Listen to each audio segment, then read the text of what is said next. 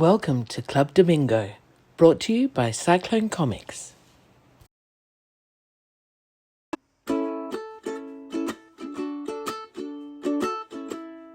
Good morning, Tim. Morning, Gary. How are you? I'm still recovering. From the weekend. We had the Australian Cartoonists Association conference and Stanley Awards on the weekend, and we're recording this on a Tuesday morning, and I'm still recovering. How are you going? I'm fine, thanks. I'm a sprightly young thing compared to you, so I bounced back quickly. No, I don't know. No, I was telling you, I was totally gone after the Mona day on Sunday. Like when we got back from Mona, Amory and I had a spot to eat, and we had a little bit of trouble finding a place that we wanted to sit at on the waterside in Hobart, and we were just walking from joint to joint, and I'm going, Amory, we're sitting in the next place, and we're going to stay there. I've had enough. She had a lot more energy than me, but I'm overstating that a little bit. But it was after the weekend, and then the day at Mona, I was pretty ready to just sit and have a day off. Yeah. So for the kiddies out there, the Australian Cartoonists Association held their annual conference and awards night in Hobart for the first time. And I live down in Tassie, and so does Glenn Lumsden. So on the Friday, there was a bit of a get-together before the weekend of Tim and Danny Best and Glenn Lumsden and myself and our partners, and we had a get-together on Friday, which was quite nice. And then the Saturday was the ACA conference itself, the annual general meeting, and some panels, which Glenn and I were on one of them in the afternoon, and that flowed into the Saturday night, which was the Stanley Awards, which we attended as well.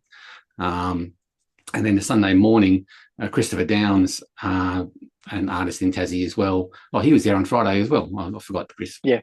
But he hosted a tour for the cartoonists that had come down for the conference to Mona, the Museum of Old and New Art, which is in Berrydale, north of Hobart.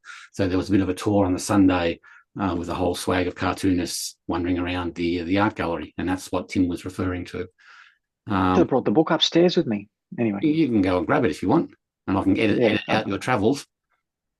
Tim's back. It's like magic. So what have you got there, Tim? I've got my expensive bag, or is it my cheap bag? Yeah, from right. Mona, Museum of Old and New Art. And in it is this brand new book. That way. Christopher Downs, Mona's Ark. Yes. Which looked amazing. What a great book. Yeah. So Christopher Downs is your editorial cartoonist, or one of, in Hobart in Tasmania, but has been one of my favourite Australian comic book makers since I first discovered his work in mini comics. The lettering there, it's just so beautiful. He does all of his lettering in any kind of editorial cartoon or book or comic or anything in a similar manner. So this book is fully illustrated, and it's some of the pieces, the artworks, mostly the there you go. I was going to say mostly the permanent, but that man's not there anymore. Although the fish in the bowl with the knife on the chair is still there as a permanent exhibition. So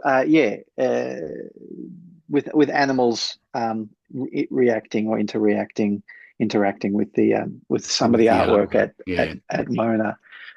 It's a beautiful book. And I love the the bonking skeletons. I didn't see them this time. Is that still there? No, I think that's been taken down. All right. Yeah. So wonderful book. So if you think some of the imagery is weird, it's actually reflecting the weird artwork that's in the museum. And so you add some animals and a bit of a funny, because Christopher Downs, being a political cartoonist, has a warped look at the world as a cartoonist, and he's applied that warped look to the Mona's Ark book as well. So his sense of humor is fantastic. Yeah. He's got a great sense of humor. So because the Stanley's conference was there, Mona were very gracious in allowing us free entry to the museum. and allowed Chris to take us around for about an hour, and he basically built a bespoke tour of the museum around what's in the book. So he would take us to a piece, show us the art from the book, explain why he chose the animal that he chose on that page of the book, and I'll obviously explain part of the art and some of the history of the place and all of that stuff. It was such a great tour. Very giving of Chris. Chris wearing his you call it a zoot suit. He's got a light coloured two-piece suit, which he's put lettering like this over the entirety of. Not to do with Mona's Ark. It's probably a suit he's had for a while now. To do with cartooning and special effects. Yeah. Yeah. Right. There you go. Yeah. That's and why it's I like say zoot with an exclamation mark. Zoot suit. yeah. So yeah, amazing. So yeah, I couldn't leave without getting a copy of the book. So I don't know. I'd be surprised if I don't have the older version of this book, which is about a third of the size. It's much smaller. Yeah, about that big, almost about the size of my hand instead. Almost postcard, but slightly like A5, a little bit squarer than A5. Yeah. So he did a version of the book which he illustrated digitally, and. At size, at print size. At print size, yeah. So he did the digital work at 300 ppi at print size, and then the owner of Mona, David, what's his last name? Walsh. David Walsh said, "I love this so much, but we want to print it bigger." And Chris said, "Oh, well, the artwork will go all fuzzy if we print it bigger." So David Walsh, who's a millionaire, said, "I will pay you to draw the whole thing again, much larger, so that we can print it." So Chris spent like, I reckon, 2.5 years sitting in Mona as an exhibition, doing the illustrations on quite large pieces of paper. Yeah. So yeah, it's well worth going to. Amazing. So which is funny because a couple of years earlier I had actually pitched to Mona to do the same thing, the installation art, for me to sit behind a drawing board to do Proud Heart. The comic that I did for Gestalt about Achilles and Patroclus. And I thought, because David Walsh is into antiquities as well, and bronze coins and arrowheads and history and all that kind of stuff, that he might be attracted to having that kind of project being drawn up on the floor of the museum as a with a video camera over the top, and it being worked on day by day. It got to a curator, but I don't think it ever got to the eyes of David Walsh. As opposed to this one where it just has fallen into place for Chris, which is great. So yeah, that's because it came directly from David, though. David said, "I want this." Like this, there's no gatekeepers in between. Well, I think Chris had an opportunity. I'm not sure whether it came from, and the very initial idea, whether it came from David or whether it came from Chris. Because it seems like a Chris idea, but he was just lucky enough to be able to pitch it to David under certain circumstances, and the ball rolled from there. So, but yeah, it's the end of a very long road for Chris as far as this project's concerned, because he's ostensibly had to do it twice. So, and now he's got oversized A3 originals. And didn't he say that there was one piece in particular that's like A1 or something that he did some? It's 2 meters by 1 meter. Right. And I don't think it's in the book. Is it in the book? It's a very long. Oh no, that's it. The final illustration is 2 meters by a meter, and that's the one that took him the longest to do. It took him I can imagine. I don't see why. God. Is that a self-portrait? Yeah, self-portrait. Yeah. He's much more handsome than that. He doesn't have little elephants on his head either. No. I don't know. Maybe when you're not around, he does. You never know. You never know. And he's a lovely man. I'm so glad for every minute I get to spend with Chris. So wonderful. Yeah, it's great to see him again. And I didn't tell you, but as we were leaving on the 3 p.m. ferry to come back to Hobart, Bryony was finishing her shift in on the floor. Faro? Yeah, in Faro. Yeah, in Faro, and caught the ferry back with us. So we had a chat with Chris, Chris's partner, Bryony, on the way back. Yeah, so it was great. We got to see both of them. Cool. Which was wonderful. Yeah, nice. Yeah. So yeah, that was the weekend, and so and I had Glenn Lumsden staying with me for a couple of nights, and so I was hosting him at the same time because he was participating in the conference as well. And yeah, so come Sunday afternoon when the house was empty What? again. But what's Glenn? Why would Glenn be involved in the conference? Maybe the kiddies at home don't know who Glenn Lumsden is. Glenn Lumsden is a co-founder of Cyclone Comics, but he's also gone off and done some amazing stuff with Dave DeVries and done some Phantom covers, and he's worked on the Phantom for Marvel and for Frew here in Australia. Worked on some Batman, a stalled Batman project with Archie Goodwin for a while there. Did all kinds of amazing things with Dave DeVries for in the 90s and the noughts. Did a great run of Phantom covers for Giant Size Phantom. And he's now writing and drawing his own material as well. He's got a couple of stories that are on the go that he's half finished.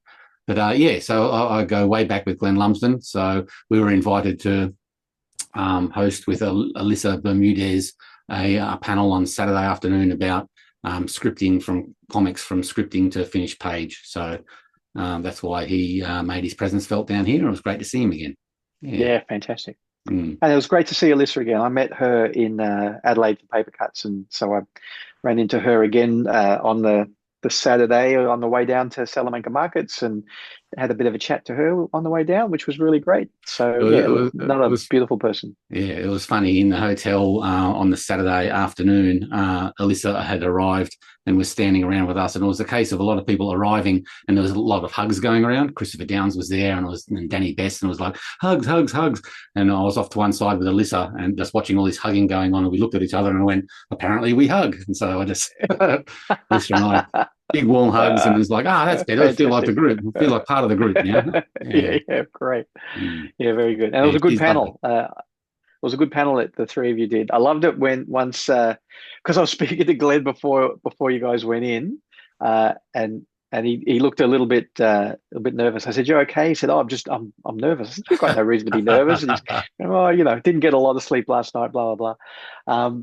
So he was kind of, the three of you were sitting there, but at some point he said, "Put my slides up." Of my step by step, and up he got, and he's pointing to things, and yes. he became very animated by that point. Yeah. He became a teacher, like McEwen in front row, pay attention. Throw some chalk at him. Exactly. Yeah. What are you drawing, McEwen? Sitting in on the sketchbook. So yeah, that was really great. So yeah, fantastic. Have you got your sketchbook there from that panel? No. Okay. You can see that on my socials. Yeah, Tim is a good one. Gary. Tim is a good one for sitting there and drawing the panelists and just he's got a sketchbook of public transport sketches that he stalks people and draws them in public, and does all. Here it is. Yeah.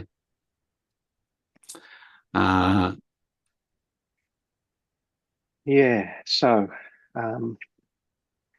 Because this is going to be a good segue to a little something that I want to show you as well.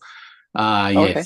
David Blumenstein, Glenn L, Gary C, and Alyssa B. Yeah. It was once Glenn got up. That's Glenn standing there. I wanted to keep drawing him because he had such a great expressive kind of way of moving around. So yeah, didn't do a lot of other drawing while I was there. That's waiting for some friends to pick us up. That was the building across the road from the hotel. Yeah, right. Nice. Such a beautiful town, Hobart. So nice. And why do you choose to use different colours? So at one point, friend Dean Rankin. Yes. When we went to watch Dean do the recording of Portrait Artist of the Year, I brought my sketchbook and drew some of the people that they were painting, but also drew Dean a couple of times. Right. So why am I using the pens I'm using is because I kind of got a little bit tired of being neat and tidy, right? So using a brush pen, again, often in different colors, but using a brush pen and trying to get a likeness or whatever. And I had a calligraphy pen, and really just loved the fact that it was a very different feeling on the paper, and Yeah, yeah, I can't get thick and thin by pressing harder or lighter. I have to turn the pen, yeah. and it was like the chisel tip. This is why I'm drawing at this point. I think is to just experience it That's a slightly great one. differently. Yeah, Yeah. you really captured Um, him there. Actually, that's a good and you one. can see I'm not so much cheating, but I'm being a little bit of a scaredy cat and doing some underdrawing with a really light yellow Yeah, brush pen first. Um, so yeah, that's why I'm using the calligraphy pen. And then I thought, oh, they make them in different colors, so maybe I'll buy a pack of different colored ones, and it means that if I'm doing a group shot like that, I've actually got the ability to differentiate the people yeah, by right. pulling out a Yeah. different pen each time. So it came to the point of I usually pull them out at random and just sketch with whatever color comes out of the bag. You know, last week we mentioned that we had a new viewer in Bernard Caleo. Yes. Well, he popped something in the mail, and which I received just yesterday. Mm. It's the Dapto Dogs. Gary Blue Heeler Chaloner and Tim Jack Russell McEwen from Club Damingo. Fantastic. And this is drawn as a postcard because I've got a message on the back and Oh, with a stamp and my address and everything like that. yeah. But that Oh, was amazing. so I'll scan that and I'll send it through to you for your files. Yes, please. That's amazing. Thank you, Bernard. That's beautiful. And let's see. The Dapto Dogs, because we Yeah. mentioned the Dapto Dogs at one point At one in an point, older yeah. episode. Yeah. So thanks for the postcard, Bernard. He says, "Dear Gary, Gary and Tim, this is official Club Domingo fan mail. Oh, I'm such a card," he says in brackets. "Your banter has kept me going at the drawing board this week, inking pages 49 to 59 of The Devil Collects. Thanks. I just got to find out what happens in the next episode. Keep it up, Bernard."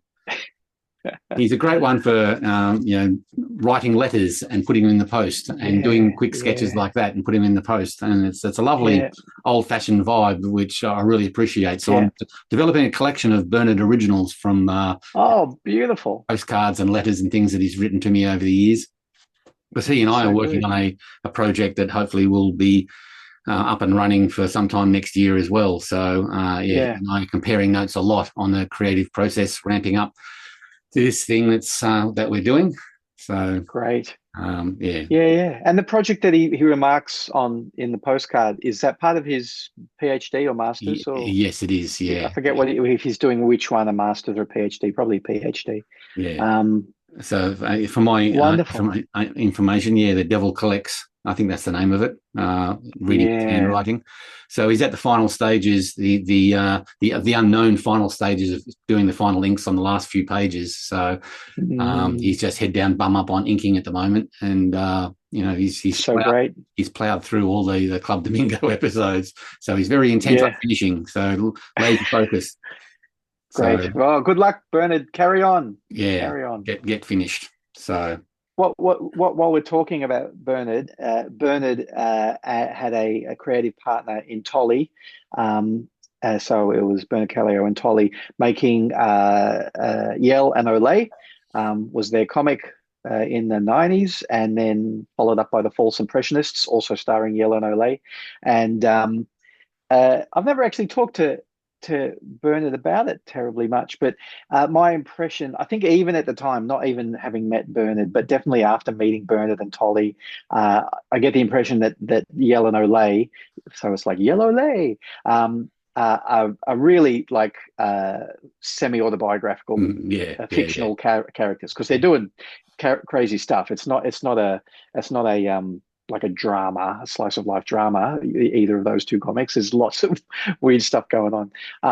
So I kind of felt like they were probably, what do you call them? There's a word for it for when you place yourself in a fictional story. But anyway, that's what I kind of felt that was. Yeah, very much so, I think. Yeah. And they're so great. The thing I was about to get to was I think Bernard's PhD has to do a little bit about place and Melbourne specifically, and that was the thing that I found so engaging, like really, really engaging and interesting to me. But engaging is the strongest word there, about Yellow Lay and the false impressionists, was that it was very much about Melbourne as a magical place, so very much like what Campbell White is doing with a lot of his work in Perth. Yeah. So this idea of the place being just as important as the protagonists and the antagonists, and I love that in storytelling. So yeah, it was such a joyful read. I know Yellow Lay, which was very self-published, a little bit oversized, had like 3-color separated colored covers, and then I think it was issue 1, maybe, or was it? Oh no, probably was Bernard and Tolley that then self-published to the newsagents, because it was the thing to do at the time. That second series at normal comic book size. So Plus, Bernard also was the MC, the host of the Ledger Awards. Of course. Yeah, from year dot, really, wasn't he? Wasn't he? From the first one right through to recently. So a lot of people would know the Bernard Caleo experience, man, when he's on stage. He's another linen suit.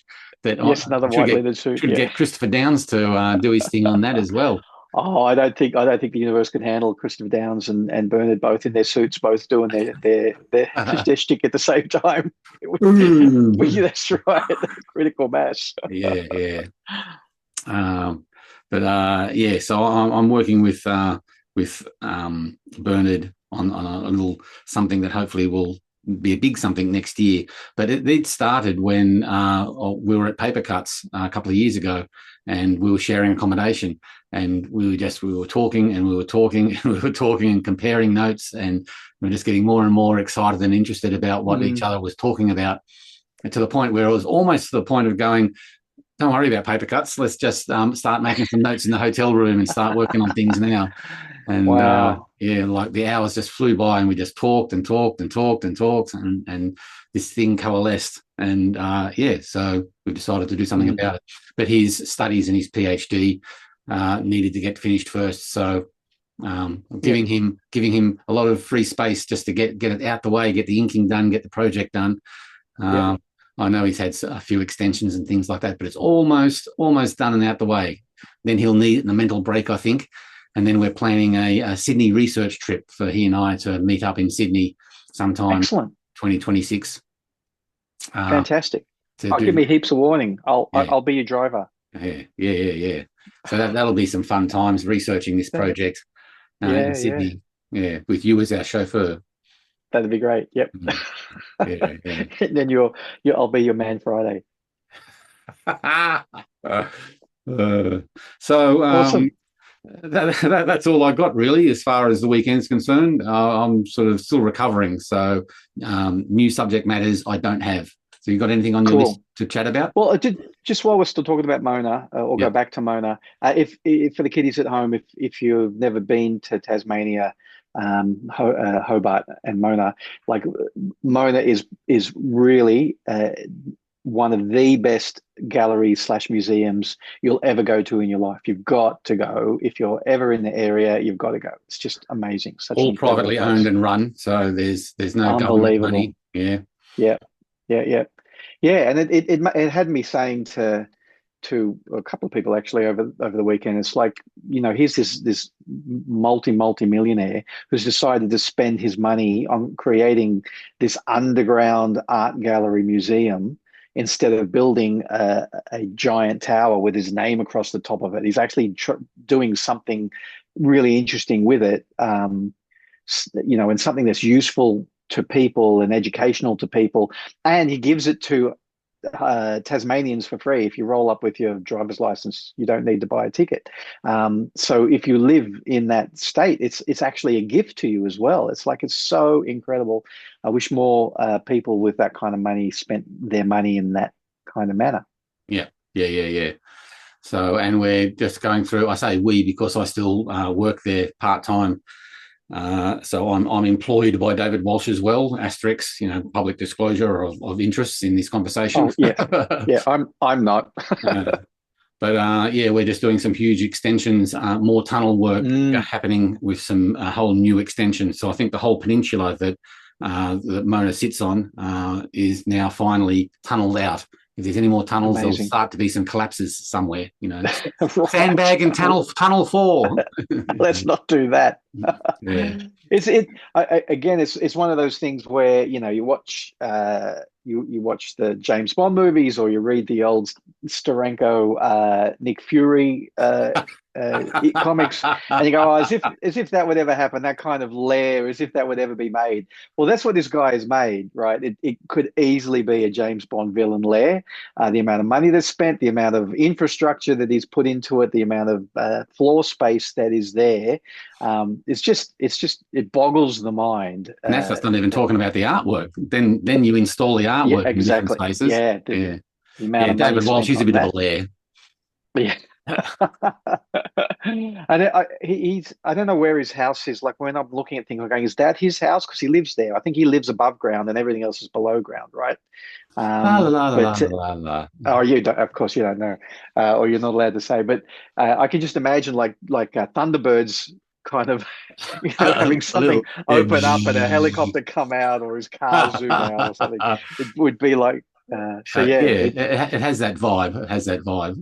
Yeah. Which is another part of the draw of being there. Yeah. Catch the boat over. Incredible. So very grateful to Mr. Walsh. Very grateful for Mr. Walsh. So really good. Yeah, cool. Okay. Well, if you want me to change subject, I've got a couple of little things I think I could probably bring up. Yeah, go on. I've got a little. Oh, it's very dark. There you go. Can you see it flashing? Yes. I bought this over the weekend as well. I bought it on Friday before coming down to It looks Tasmania, like a gaming controller. And it was here when I got home. It does look like a gaming controller. It's called a Tourbox, Tourbox, and I've got the cheapest version, the Tourbox Lite, and it's basically a set of buttons that you can program for shortcuts.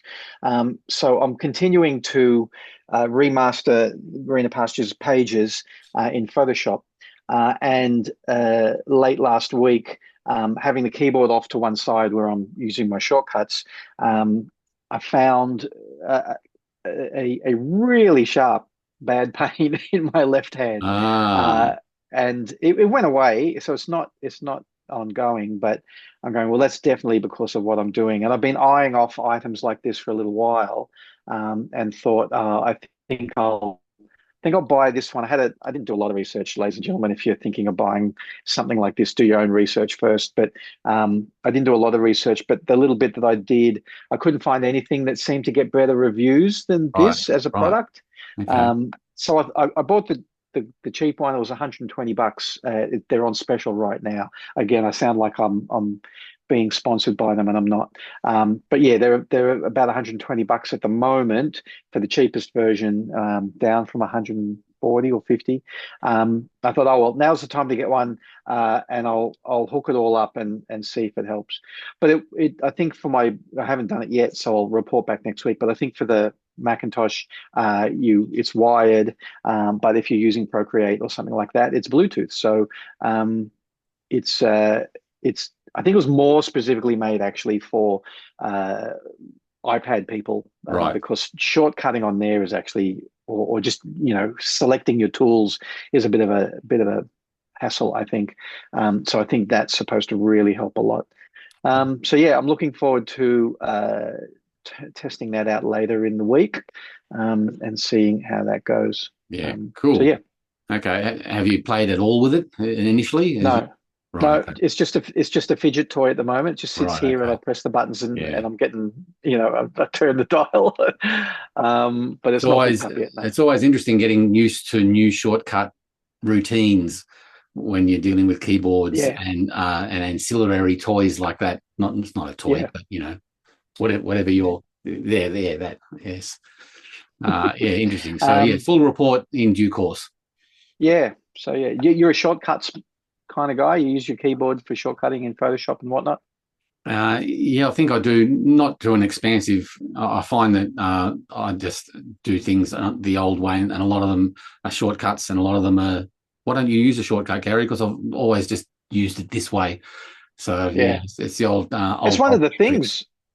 Yeah, it's one of the things about using the software pretty much since it's been invented, people like you and I, is that we really are set in our ways in how we approach Photoshop or Illustrator or even InDesign, for that very reason. It's Yeah, yeah, Yeah, I like to tell students when I teach Illustrator specifically, that I've been using Illustrator before it was invented. And they go, "What do you mean?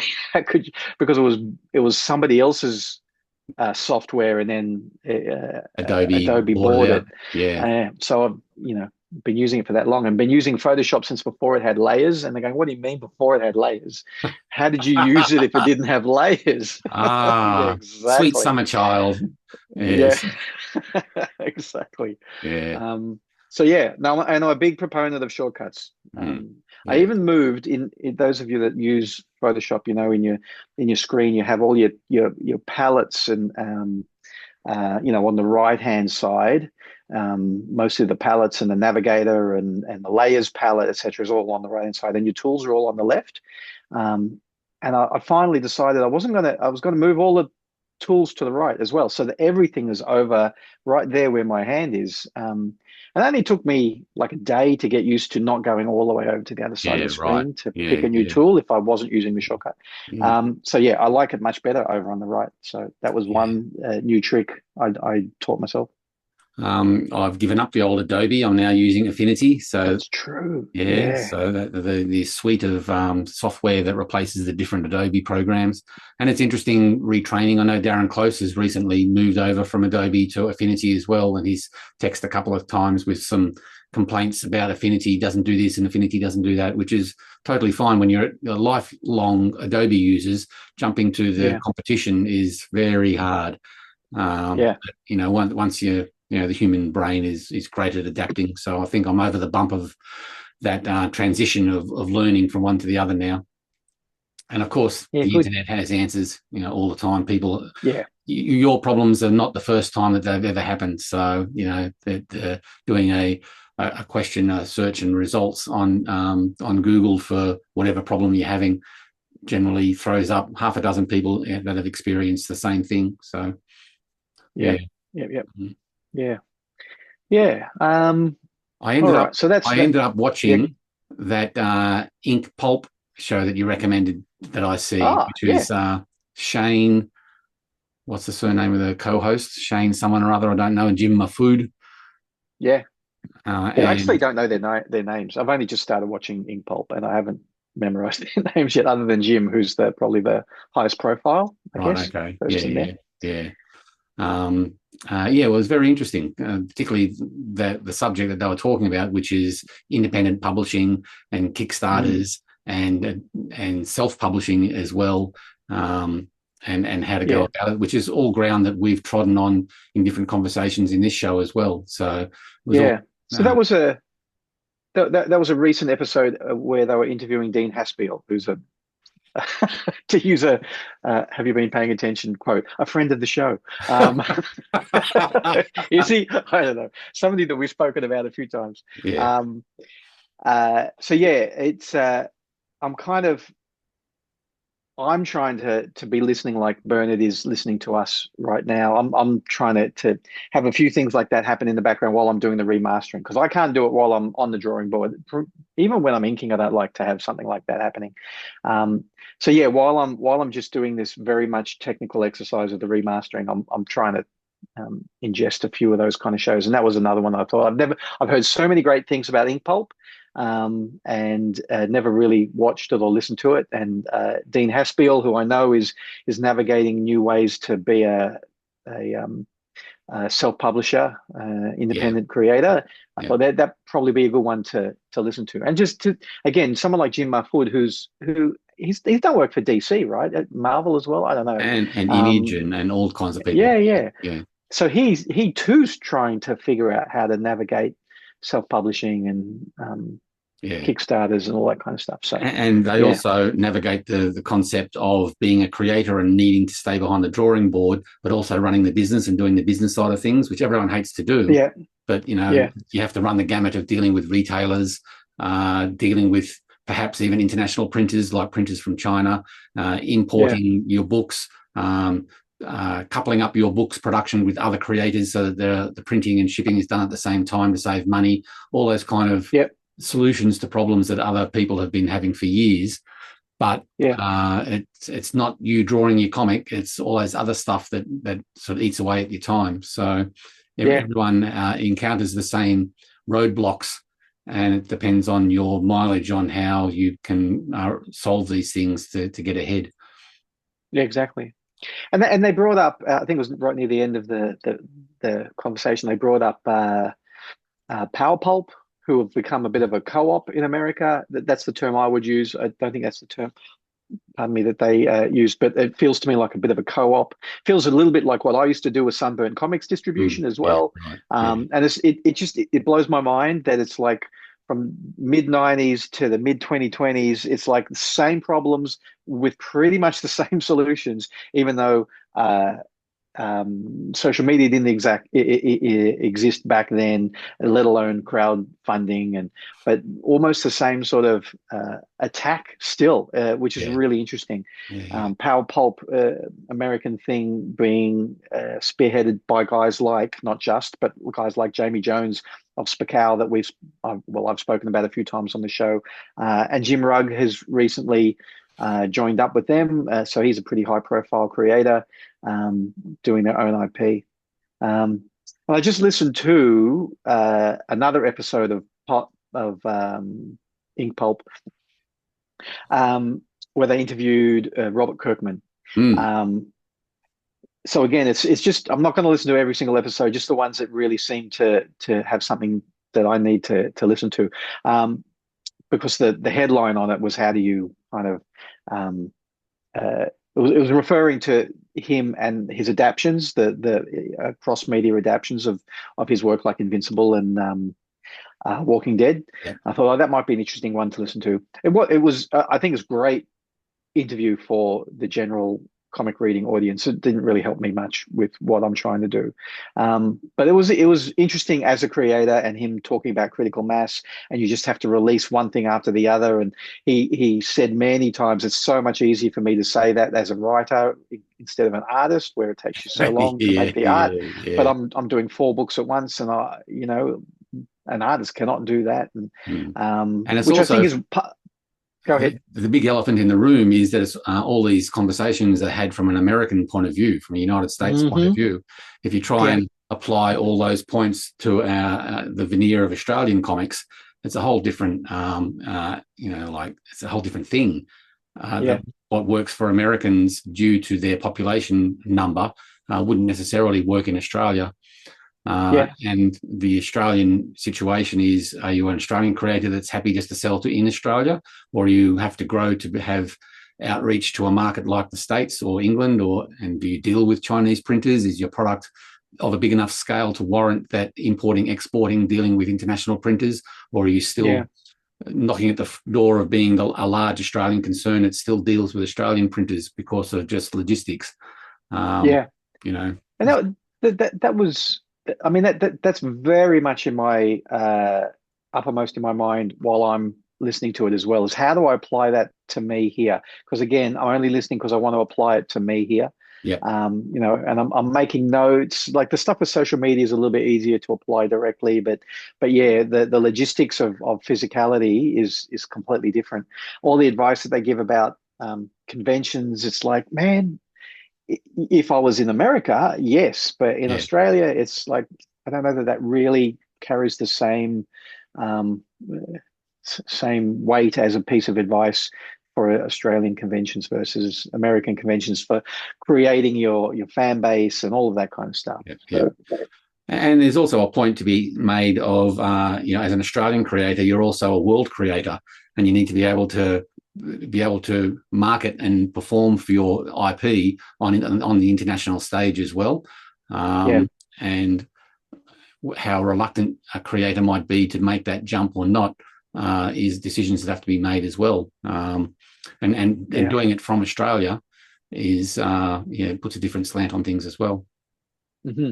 Yeah, I can't remember which episode it was because I've listened to a couple of others, but they're also talking, again, these are reasonably high profile creators, talking about how they're giving away or planning to give away their own, give away the comics that they're making with their own IP in it on the internet. And I thought of you and your current plan and just saying, and I'm not going to wait till an issue's ready, so I don't know if this is different to you, but when there's like 10 pages worth or whatever, and it makes a nice scene or collection of scenes, just putting it all up on the internet and saying, read this, in the hopes that when it's collected as a physical copy through Kickstarter or whatever, that people go, well, I must own the physical copy. So yeah, I'm a great believer that you can give this stuff away and you can post it on the web and make it available on Instagram and all that kind of stuff. And people, your core market will still want to buy a physical thing.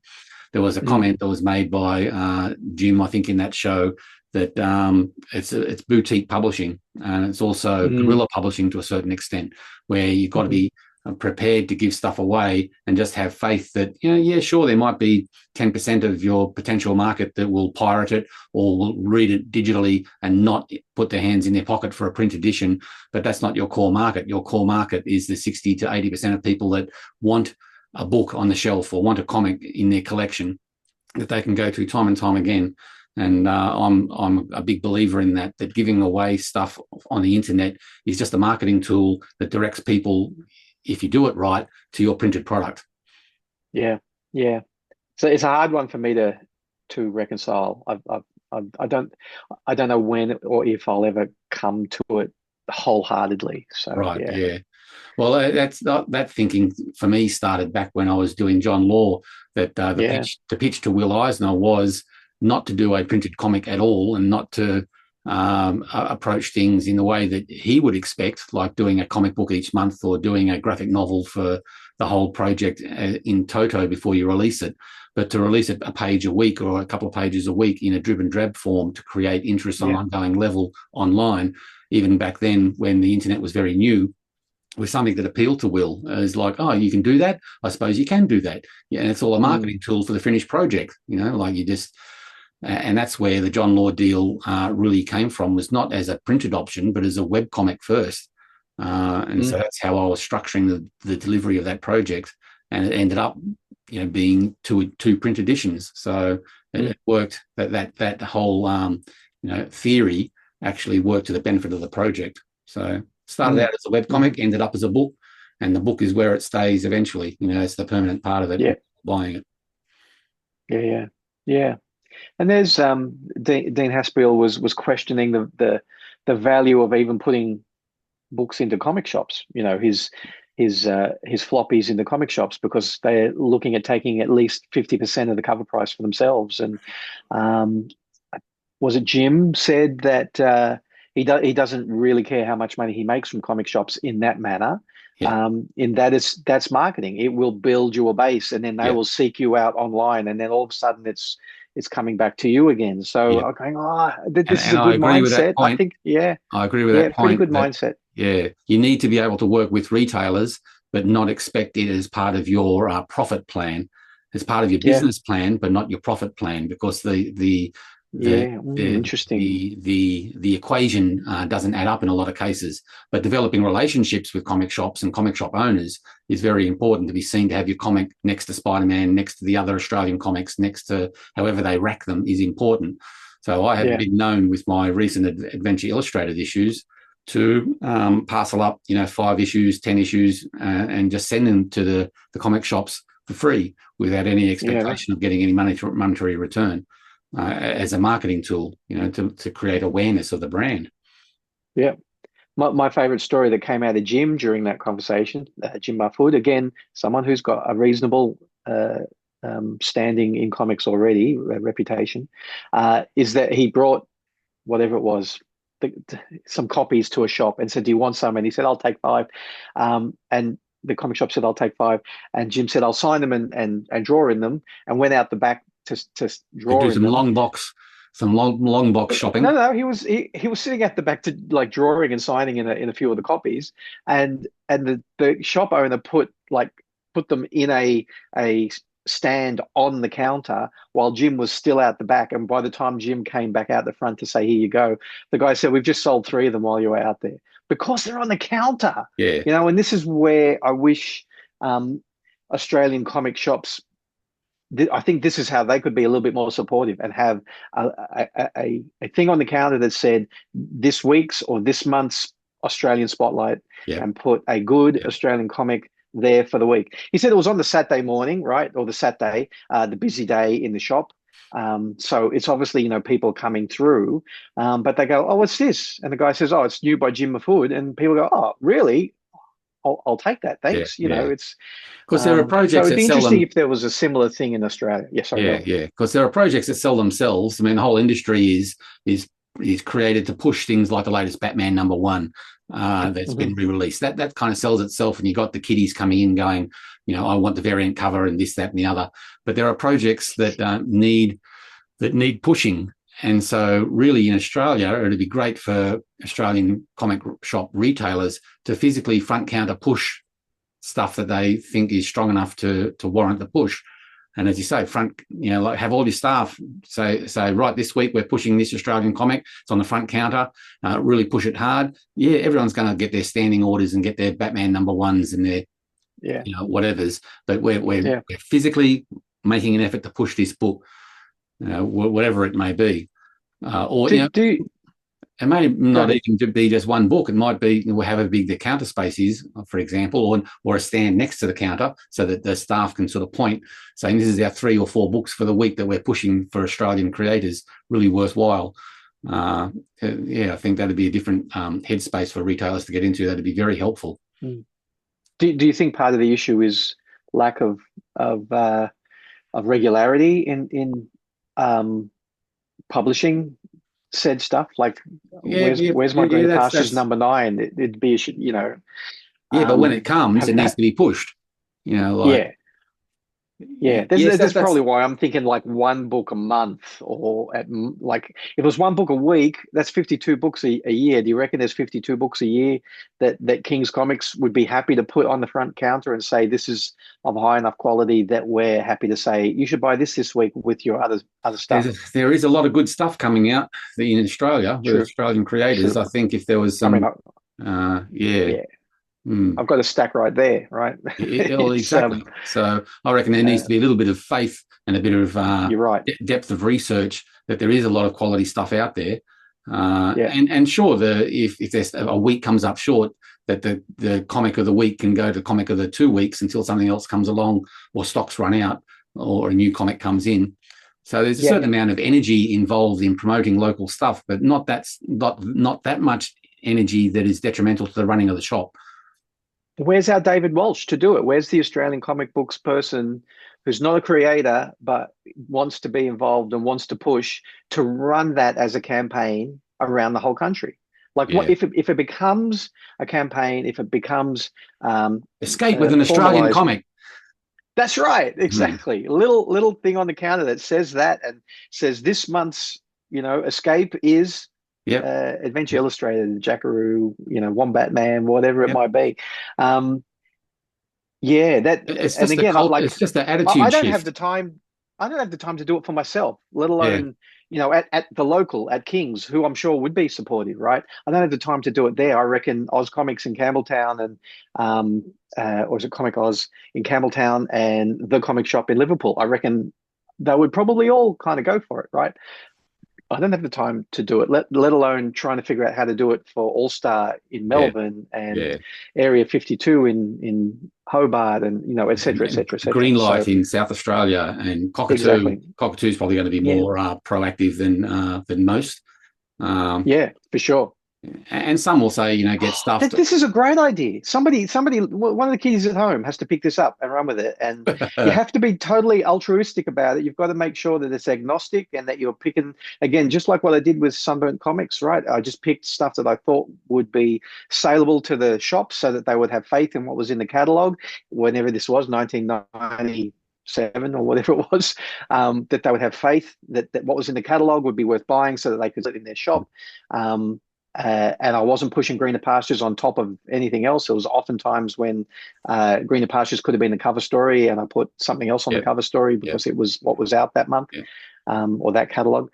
So it has to be like managed in that manner. But I could see that happening like on at least a monthly basis to have the same book in all the shops around Australia. This month it's Wombat Man, pick this up and take that one home, and next month it's Greener Pastures. And it just takes I don't think we just created a wonderful way to save the Australian comic book industry if one of the kiddies at home will pick it up. Where do we send the invoice? I'm happy to just go along for the ride. And from a comic shop retailer's point of view, because I was a comic shop retailer for a very short amount of time, so I have a little bit of an experience in that. It wouldn't be a mind melt to adopt that policy, and telling your staff to adopt that policy as well, and to make sure that it becomes a fixture of serving your clientele. Because as I keep on saying, there's stuff that sells itself. You get people coming in either browsing, or you get your reserve lists, or you get people that go straight to the new releases and get the Batman #1s or whatever they're collecting. When you get to the counter, that's when the comic book staff can start doing just that little bit of pushing of stuff. They'll get a lot of no's, but they'll also get far more yeses than if the Australian comic was left buried on the Australian rack at the back of the shop. Exactly. So a little bit of pushing might a lot of good. One of the really interesting things that Dean Haspel said when talking about Power Pulp and that co-op that they're running was, he said, how much of a cut do you guys take? And Power Pulp said, we don't take any cut. And Dean was going, well, you're crazy. How long can you run this in that manner? Which was one of the big problems with Sunburnt Comics when I was doing it. I didn't take a cut at all. And I could have raised the wholesale price a little bit and taken 10 cents or $1 or whatever from every comic sold, and if I'd done that, maybe I'd still be doing it now, because there were catalogs where we sold hundreds of comics. So it could have meant hundreds of dollars in my pocket, in Anne-Marie and my pocket, because Anne-Marie did half the work. It might have been something we would go, well, it's still worth doing, or it's worth selling the idea, the practice, the system. It's worth selling the system to another person to run, kind of thing. So if somebody was to pick up this idea of on the counter Australian comic of the month, they should probably take, I don't know, 10 cents, 50 cents, a buck, something to run it. And if around the country they sell 1,000 comics, makes me think that I should do it. The potential is there for those kind of sales if the whole thing is done right. And the whole idea of an Australian comic selling locally in 2025, 2026 and getting those kind of numbers is mouth-watering. And all it takes is someone with the right diligence and attitude to and for the creators or the IP owners not to begrudge them making a little bit of money on the side to liaise with the retailers. It's a great idea. Exactly. I used to keep a little text document, especially back in the I can't do this at the same time as talking. Back in the days when we were on forums and whatnot, and people would go, "Oh, it's comics can't sell. How you sell them all." And I used to have a little. I'm trying to see if I can find it. I probably can't find it. A little text document that said, "Well, this is how many comics we were selling via." Here we go. So I did 11 catalogs over 4 years. So it's just like the Diamond catalog, except A5, tiny little thing. So over 4 years, we did 11 catalogs, and I had 300 separate orders over that 4 years. So that's it's like 75 separate orders per year. And one catalog, so the biggest catalog that we done, had cover price value, $6,500 worth of comics were sold. $6,500 worth of Australian comics sold to Australian comic shops. out of one catalog alone. That was 1,700 comics out of one catalog alone. And there's no hiding the fact that a lot of that, it's not like 50% or anything, but a lot of that was platinum grit because they sold hundreds of copies. But that was 1998, something like that. And that was all done by mail and fax, right? So can you imagine if you had yourself a nice website and all I had to do was kind of log in? But yeah, so I mean, that's again crazy, right? It's a bit of a cold water splash in the face. Right? Imagine if I took $1 per comic, I would have made $1,700 from that catalog. So I don't know. There's stuff there. Most of the comics were. I've just made a note here that the cover price was like $3 or $4. Yeah. So it's not like a $10 or $15 cover price that we're talking about. Like well, very much worth thinking about, or for someone else to think about. But yeah, the potential is there. It's worth us thinking about, just not us doing it. The other thing that was interesting is that the point that the fellows were making in Ink Pulp was how Kickstarter has played such a important role in the indie scene over there at the moment, and how it's basically serving as a pre-order tool with a little bit of extra. You can get your bumper stickers and your badges and your this, that. Yeah. It was. I made a. I've got 2 text documents up here. One notes for today, and one notes that I was taking from that interview. And it was really interesting that Haspiel said that he called it pre-ordering with perks. And then 2 episodes later, in the order I was listening, Kirkman was talking about how he uses Kickstarter, and he said almost the exact same thing. He said it's a pre-ordering system, but includes stuff that there's no way we'd be able to get into the main markets, stuff that's just too weird, too unwieldy to get to a comic shop or whatever. So that's how they sell that stuff. Okay, that's exactly right. I had a little conversation because I'm not very good at Kickstarter yet. I'm still learning it. But early on, when I was doing issue 8 and the trade paperback with Mal Briggs from Impact Comics in Canberra, and just trying to get my head around he as a comic shop owner, what's his relationship with Kickstarter? How does he feel about it? And because it does kind of, I can totally see that it's like, well, aren't all of those people going to buy it in my shop if they don't buy it from your Kickstarter? So how does that work? And they kind of touched on that in that little interview as well, that little conversation. Kickstarter, to me, or any of those crowdfunding things, are kind of like a bit of a balloon in their own little ecosystem, like a terrarium of crowdfunding, like pre-orders and stuff like that.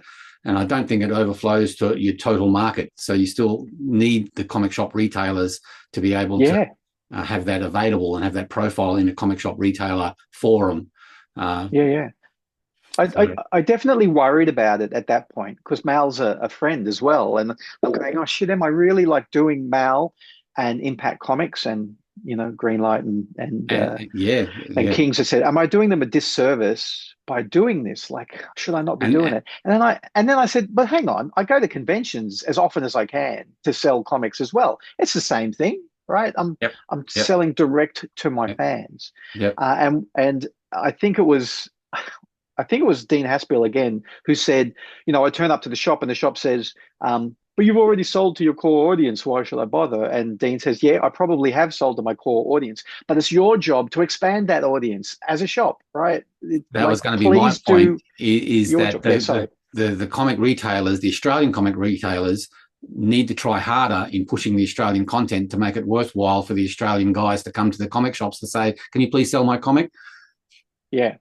Exactly. So it's a two-sided coin where there needs to be a little bit of effort and I know Matt will probably say I'm already expending a lot of effort and doing a lot of Mal's not Mal's not the case study nor is King's and all those shops that already do push Australian stuff above and beyond. It's all those other ones that haven't been, that the heavy lifting needs to be shared right across. There needs to be an attitude change with retailers to push the local industry, even if they push Australian comics that they think are only good enough, or they're friends with, or whatever. It doesn't matter. Any Australian comic push is better than none at all.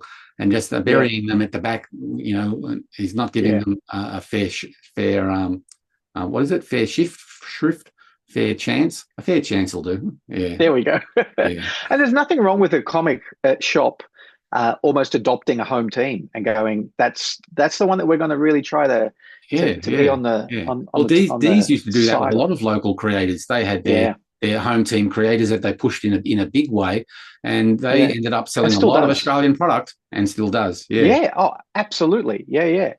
Oh, and like it again as a example, okay, not quite a case study, but going to Canberra shows, people walking by and going, oh, which copy of Greener Pastures have I got? And I go, oh, did you come by, like last year when I was at Oz Comic Con or Geek Markets in Canberra? They go, no, I picked it up at D's, or I picked it up at Impact. I'm going, yes, that's, and I know for a fact, like they push it, like they go, this is good. Oh, you're buying whatever comic, I think you should probably pick up a copy of Greener Pastures, or Talking Bread, or whatever is in their shop as well. That's the way it should be run, right? It is a interchange, a conversation between us as producers, them as shops, and then their customers as well. So, and it's all about exposure to different comic. The Australian scene, you're not owing. You don't have to buy it because it is Australian. It has to be good enough and rock your boat as a reader as well. 100%. Yeah. 100%. But there are retailers that do more than their fair share of heavy lifting on pushing stuff like the All Stars and the Green Lights and the Impacts and the Kings of the world. And I'm sure I'm missing out a whole swag of retailers that do try very hard. But this whole idea of a front counter on the front foot sales idea is the next level up from that. I think. And we're only mentioning those shops because we have a bit of a relationship with a lot of those people. I know a lot of those people personally at some level, and also because they're down on the East Coast sort of thing where I've been traveling most recently. So Queensland, I can't remember who's up there, and same with Perth, I can't really remember who's over there. So please don't take it personally if we're not mentioning your shop or your local shop. Personally, again, to have that network and understand who's a good shop and who's not would be a good conversation to have. Yep. And they come and go so much now, like they really do. I was going to say, if you're opening up a new retail outlet, you'd want to be able to tap into a vein of creativity or stock like the Australian comic scene, and that is kind of organised enough to be able to say, new store, here's our opening gambit of stock for your store as far as the Australian stuff is concerned. You don't just open up as a retailer an account with an American distributor and all of a sudden you're in business. You'd want a way to be able to stock your store appropriately for your market. So yeah. The other thing I wanted to raise a point about when they say Kickstarter is that that whole, from an Australian point of view, of buying Australian and keeping it local and doing all that kind of stuff, that always sort of gives me the irrits a little bit that Kickstarter is an overseas company and you've got to deal in US dollars and deal with all that kind of palaver when there are, like Australian printers, Australian crowdfunders. The whole idea of dealing with a Chinese or an overseas printer scares the hell out of me as well. So if I had my druthers, I would deal with an Australian printer, an Australian distribution system, an Australian crowdfunder like Possible over Kickstarter if I could. That's all to consider as well. The costs in dealing with overseas companies. You might be able to save using a Chinese printer, but then there's the postage and all that, the shipping and all other factors that could alter your bottom line as well. So would you run something on Possible instead of Kickstarter because it's Australian owned? Yes. Wow. Well, you might want to have a chat with Jacob Mazarant of Illustrated City and Pieces fame, because he tried Possible and it was a disaster for him. Yeah, right. I think he basically had to rerun the whole campaign on Kickstarter. Kickstarter is like as a platform, it's got the audience this just seems to feed in it, like in its own confines. As I said, it's like a terrarium. It's like a Kickstarter bubble. So I understand. Mm.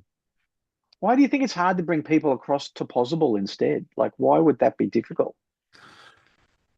I think Because this it is. Kickstarter just has cornered the market and had got a head start on things and has got the claws in and does things like the ACA awards and stuff like that. They outreach and promote, and they have just a corner of the market that the other crowdfunders can't crack.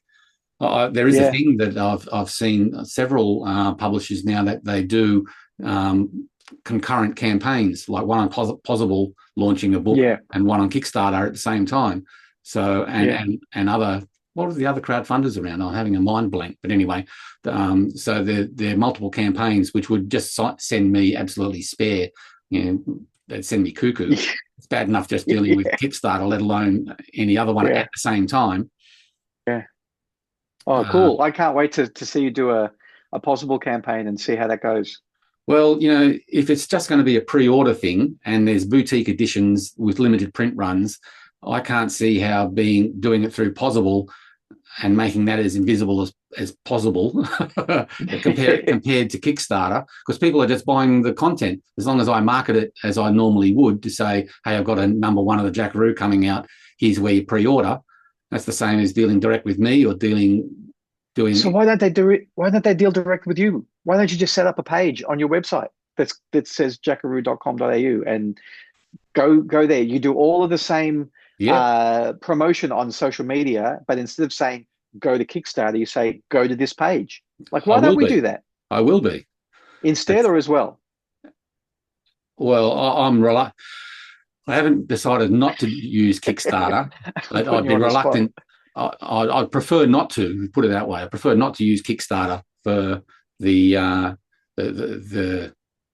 huge multinational industrial behemoth. Well, let me rephrase it. Would you be using Pozible and your own pre-ordering system at the same time? Because Pozible takes a cut, and it's like, well, why are we doing that? Yeah, well, yeah, good point. Look at him! Look at him looking at the spreadsheet in the sky. The great spreadsheet in the sky. There is no spreadsheet. I'm approaching it more from a almost a moral point of view. As far if I can get away with getting the same amount of pre-orders, which we're not talking about big numbers here. So any exercise is going to be I'd be aiming at as simple as possible. So I'd love to be able to be financial enough just to be able to print the initial print run, put it on a website, do the social media thing, bypass the crowdfunding thing completely, and just build a market from issue to issue.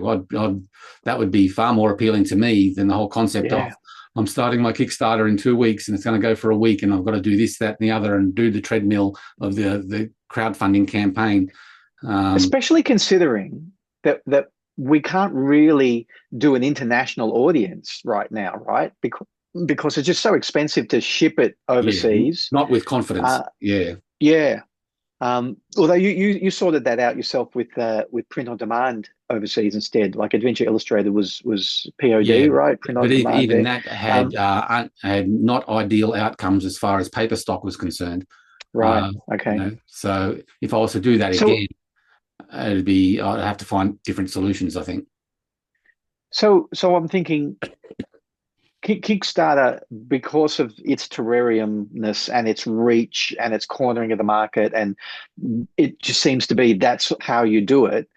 I think a lot of that comes from the fact that it's very American-centric, and therefore, does it really help us to be using that platform when we're just going to be selling to Australians, it looks like, anyway? So just do all of your social media stuff. 2 weeks from now, I'm launching the pre-orders, blah, blah, blah, on this website. Yeah. Of course, you generally do a website URL that just forwards you to Kickstarter anyway. So just forward it to something else where you can, and if you want to do your badges or your stickers or your bonus things, you can do that as well. It's just that you might need funding up front. But pre-orders, you get a solid idea. If you've got a newsletter, you can push and promote and say if you want to pre-order this stock, and you do all of your local marketing, your Substack or whatever you've got. Substack.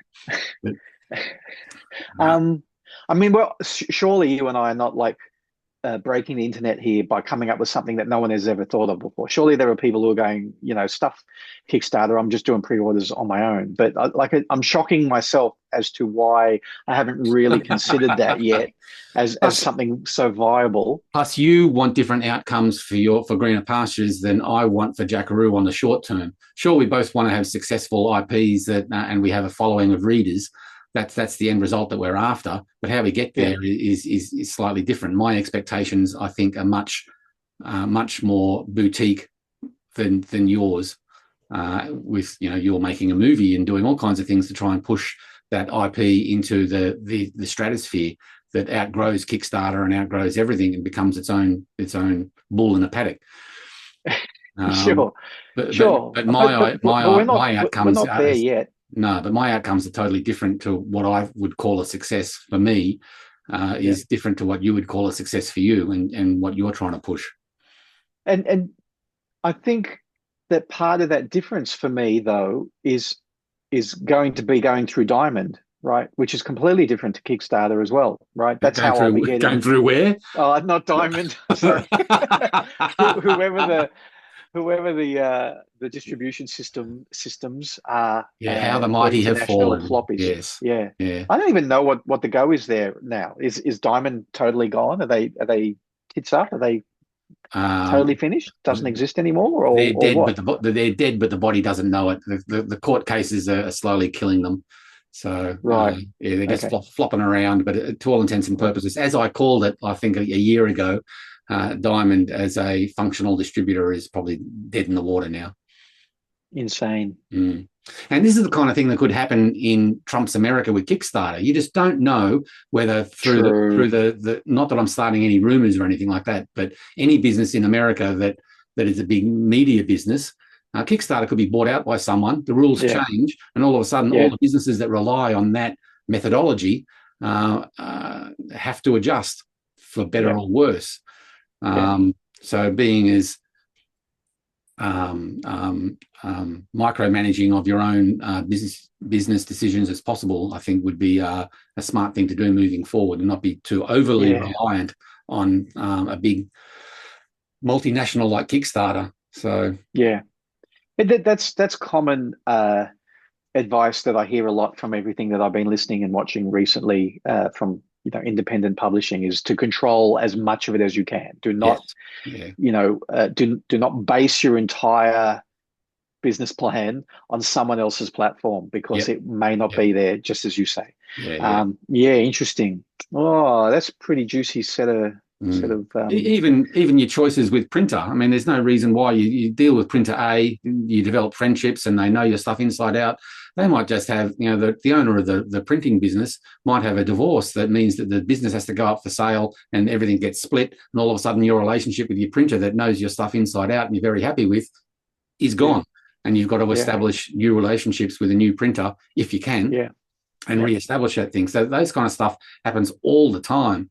And as you say, the more you rely on a big something or other, if something happens to that big something or other, that's a big effect on your business and what you're trying to do.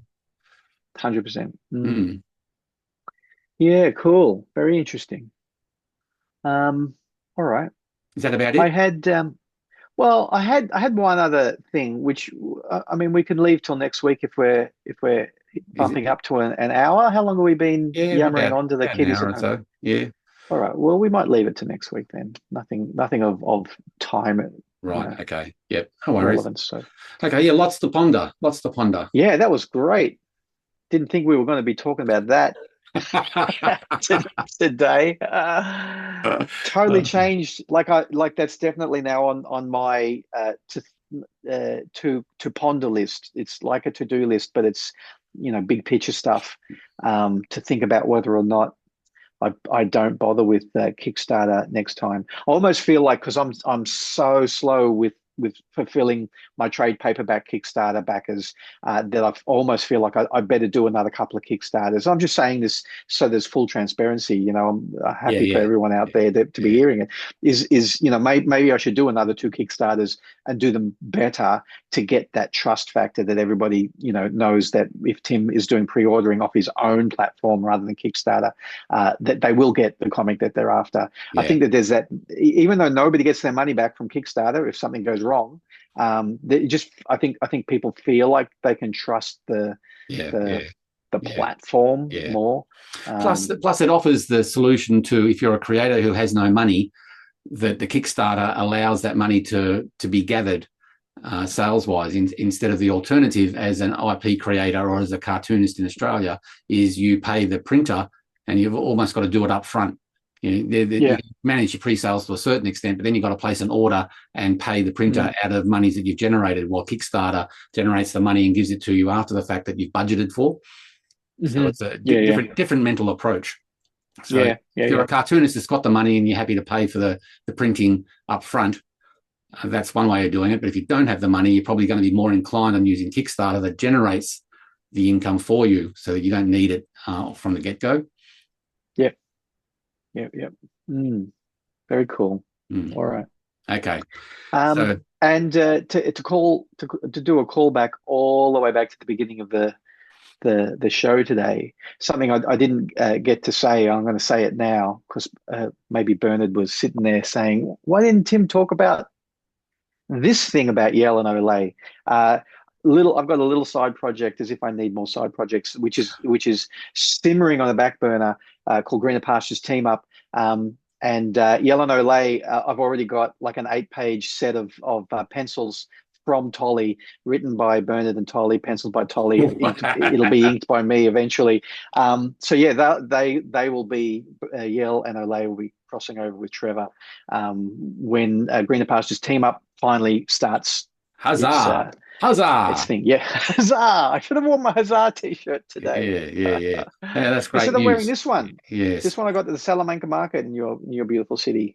Salamanca. Almost bought one. Salamanca.